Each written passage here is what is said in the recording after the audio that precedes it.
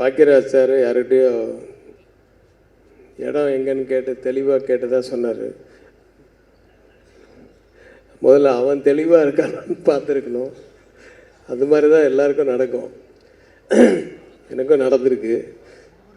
அதான் அவராக இந்த கோடம்பாக்கத்துக்குள்ளேயே எனக்கு அப்படியே ஆப்போசிட் சைடில் சொல்லிட்டாங்க. ஸோ இதெல்லாம் நிஜமாகவே லைஃப்பில் நடக்கிற விஷயங்களே நிறைய ஹியூமர் கலந்துருக்கும். அவர் எதுக்காக சொன்னார்னா, எழில் வந்து ஹியூமர் சைடு போனது தான். ஆக்சுவலாக அவர் பிகினிங் ஸ்டேஜிலலாம் வந்து கொஞ்சம் ஒரு ஃபேமிலி சென்டிமெண்ட், அப்புறம் லவ் சென்டிமெண்ட்ஸ் அதில் தான் ரொம்ப கான்சன்ட்ரேட் பண்ணிகிட்டு இருந்தார். ஆனால் அவர் ஹியூமர் சைடு போகும்போது அது வரவேற்பு ஜாஸ்தி. அது என்றைக்குமே நிலைச்சுன்னு இருக்கும்.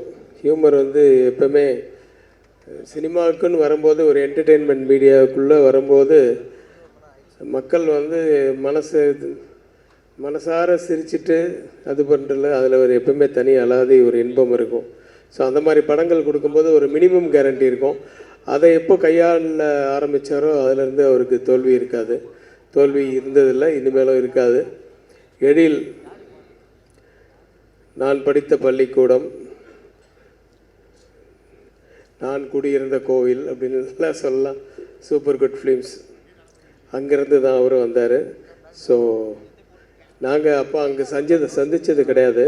எங்களுக்கு அப்புறமா ரொம்ப வருஷம் கழித்து தான் அவர் அது உள்ளேருந்து வந்தார்.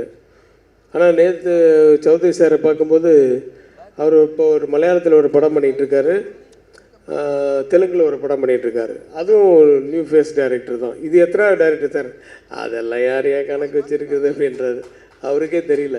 ஸோ அப்படி new face directors, new face technicians, நிறைய ஆர்டிஸ்ட்டு இதெல்லாம் இன்ட்ரடியூஸ் பண்ண அவருக்கே கணக்கு தெரில.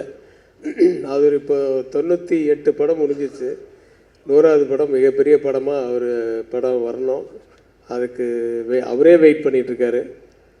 ஸோ அந்த ஸ்கூல்லேருந்து வந்த எழிலுக்கு வாழ்த்துக்கள் சொல்கிறதுக்காக தான் நான் இங்கே வந்தேன். இந்த சேம் டைம் தேசிங்க ராஜா ஆடியோ லான்ச்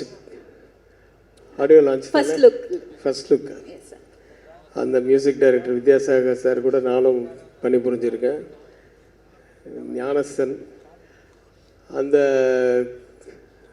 அந்த படமும் எழிலும் நல்ல மிகப்பெரிய வெற்றி அடைய வேண்டும். எழில் வந்து 25 வருஷம் அப்படிங்கிறது வந்து நமக்கு யாரும் சொன்ன மாதிரி படைப்பாளிகளுக்கு வந்து வயசு கிடையாது.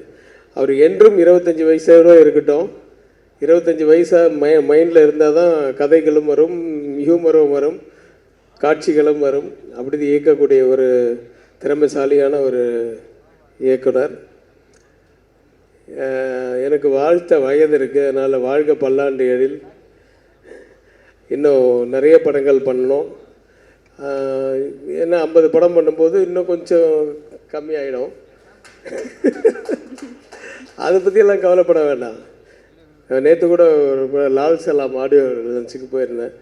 அவன் அதை பற்றியெல்லாம் கவலைப்பட்டாரா? இன்றைக்கும் சூப்பர் ஸ்டாராக தானே இருக்கார். ஸோ இதுக்கு சம்மந்தம் இல்லை. அதனால் இது அடிக்கடி தரவாதீங்க. ஸோ வயசு ஆனாலும் என்றைக்குமே வந்து சினிமாக்காரங்களுக்கு அது ஒரு இளமை இது கொடுக்கும். காரணம் வந்து இந்த நம்மளுடைய கற்பனைகள், அந்த மாதிரி கற்பனைக்கு வயசே கிடையாது. ஏன்னா நம்ம சின்ன வயசில் பார்த்த அனுபவங்களை இன்றைக்கி பண்ணும்போது நம்மளும் அந்த சின்ன வயசுக்கு போனால் தான் அதை படம் பண்ண முடியும். ஸோ அதனால் அந்த வயசு வந்து என்றைக்குமே ஒரு காரணமாக இருக்காது. என்றைக்கும் இளமையான படங்களை எடுத்துகிட்டு இருக்கலாம். இளமையான படங்கள் தான் இன்றைக்கி நல்லா ஓடுது. இன்றைக்கி தேட்டர்லேயே வந்து ஜனங்கள் பார்க்கணுன்னா யூத்து தான் வந்து பார்க்குறாங்க. ஸோ அதனால் இளமையான படங்களே நிறைய எடுக்கணும். வாழ்த்துக்கள் எழில். என்னையும் அழைத்து இந்த விழா மேடையில் நிற்க வைத்ததற்கு நன்றி. வணக்கம்.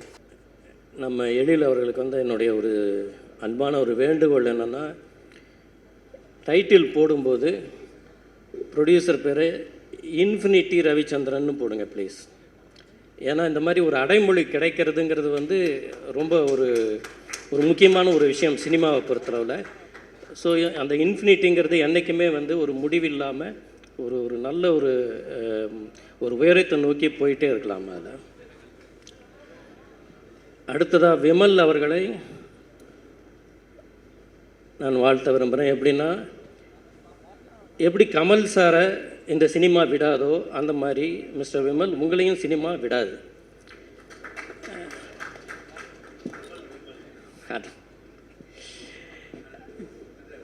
ஒரு எழில் 1300 வெள்ளிக்கிழமையை தாண்டி இன்றைக்கி நம்ம முன்னாடி நிற்கிறாரு. இந்த 1300 வெள்ளிக்கிழமைங்கிறது வந்து சாதாரணமான ஒரு விஷயம் கிடையாது. குறிப்பாக வந்து ஒரு டைரக்டர், ஒரு ஹீரோ, இவங்க எல்லாருக்குமே வந்து அந்த ஒவ்வொரு வெள்ளிக்கிழமையும் அவங்களுக்கு வந்து ஒரு செக் பாயிண்ட் மாதிரி. அவங்க படம் பண்ணுறாங்களோ பண்ணலையோ, பட் அந்த வெள்ளிக்கிழமை திடீர்னு ஒரு ஹீரோ எமர்ஜ் ஆவார், திடீர்னு ஒரு டைரக்டர் ஒரு எமர்ஜ் ஆவார்.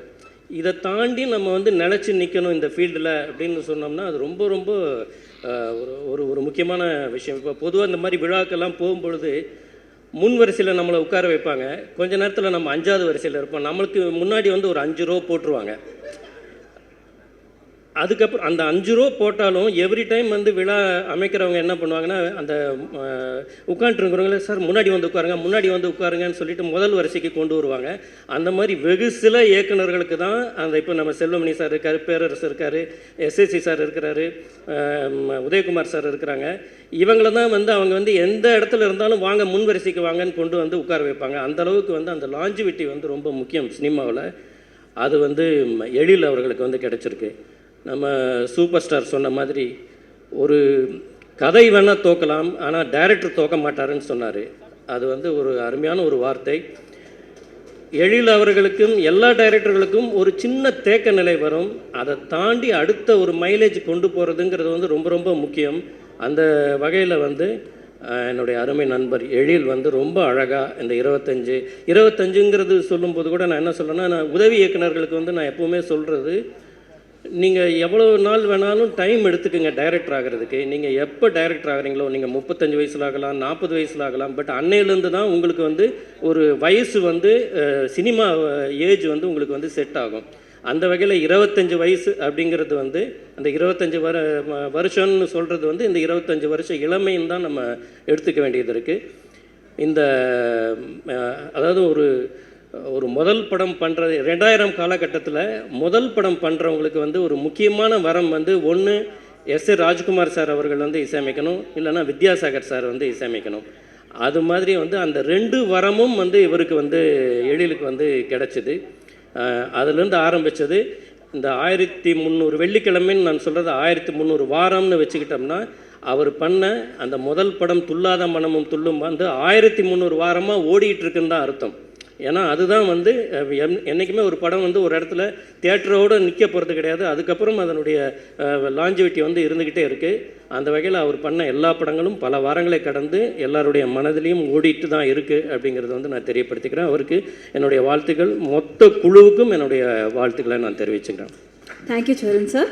அண்டு ரொம்ப ரொம்ப முக்கியமாக தொகுப்பாளினிக்கு வந்து நன்றி. தமிழை வந்து ரொம்ப அழகாக உச்சரித்து தெளிவாக பேசுகிறாங்க, அதற்கு ஒரு நன்றி. நன்றி. அனைவருக்கும் வணக்கம் சார். எல்லாம் பேசி முடிச்சதுக்கப்புறம் கடைசியாக கூப்பிட்டு விட்டு என்ன பேசுறதுன்னு ஒன்றுமே இல்லையே சார். எழில் ஃபோன் பண்ணி 25 வருஷம் ஆகிப்போச்சுப்பா சினிமாவுக்கு வந்து, அதுக்காக ஒரு விழா எடுக்கிறோம் ஆப்பான்னா. என்னப்பா அதுக்குள்ளே 25 வருஷம் ஆகிப்போச்சா? ஏன்னா நானும் எழிலும் அசிஸ்டன்ட் டைரக்டராகவே பழக்கம். அவர் டைரக்டராக 25 வருஷம் ஆகிப்போச்சு. ஒரு இயக்குனர் படம் பண்ண போகிறாருன்னு சொல்லிட்டு நானும் எழிலும் அசிஸ்டன்ட் டைரக்டராக தேனாமட்ட பக்கம் அந்த ஆஃபீஸ்னால் ஒரு ஒன்று கொடுத்தன வீட்டில் தான் சார் அந்த ஆஃபீஸ் இல்லை வீடு. அவங்க வீட்டில் தான் டிஸ்கஷன் நடக்குது. அப்படி போய் 2 பேரும் அப்போ பழக்கம். அந்த டைரக்டர் இன்னும் டைரக்டர் ஆகலை, நானும் எழிலும் டைரக்டர் ஆகிட்டோம். துரதிருஷ்டவசம் அவரும் சீக்கிரம் டைரக்டர் ஆகிடணும். எழில் எப்போ படம்னு கேட்பேன். நான் யார்ப்பா ப்ரொடியூசருன்னு கேட்பேன். என் ஃப்ரெண்ட்ஸ் தான்ப்பா ப்ரொடியூசர் ஒன்றாப்புல. ஏன்னா எந்த ப்ரொடியூசர் படம் பண்ணாலும் அவர் ஃப்ரெண்ட் ஆகிடுவாப்புல.